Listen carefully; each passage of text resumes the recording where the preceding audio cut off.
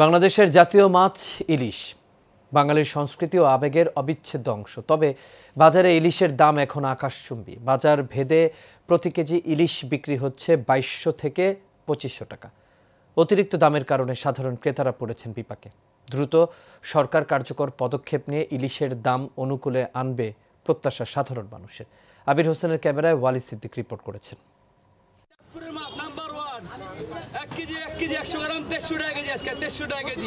বাঙালিদের আবেগের আরেক নাম ইলিশ। স্বাদ ও গন্ধে অতুলনীয় ইলিশ মাছ। উৎসব কিংবা বিশেষ দিনে বাঙালির পাতে ইলিশ থাকবেই, এ যেন সংস্কৃতিরই অংশ। কিন্তু প্রতি বছর ইলিশ কিনতে গিয়ে ক্রেতাদের কপালে ভাঁজ পড়ছে। অতিরিক্ত দামের কারণে সাধারণ মানুষ যেন ক্রমেই দূরে সরে যাচ্ছে এই জাতীয় মাছ থেকে।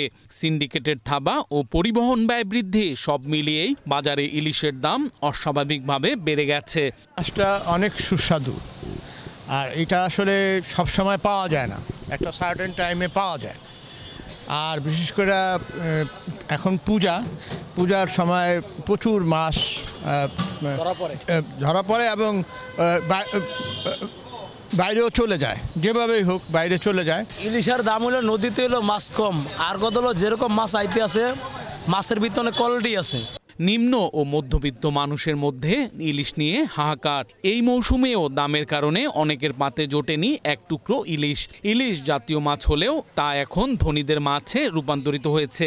দামটা অসহনীয়, যদি ওটা এত বেশি হওয়া উচিত না, যেটা আমাদের সাধারণ মানুষের নাগালে বাইরে চলে গেছে। আমরা যারা নাকি চাকরি করে খাই, আমাদের জন্য তো অসম্ভব। ইলিশ মাছটা তো আমাদের জাতীয় মাছ।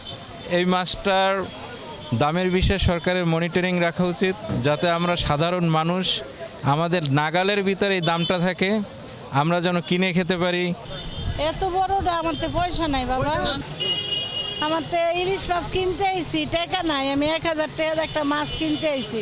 দামের কারণে ইলিশ থেকে বঞ্চিত সাধারণ মানুষ। কিন্তু প্রতি বছর টনকে টন ইলিশ উপহার পাঠানো হয় প্রতিবেশী দেশে। এ নিয়ে ক্ষোভ প্রকাশ করেছেন সাধারণ মানুষ। তারা বলছেন সরকার কার্যকর পদক্ষেপ নিলে ইলিশের দাম আবারও সাধ্যের মধ্যে ফিরে আসবে।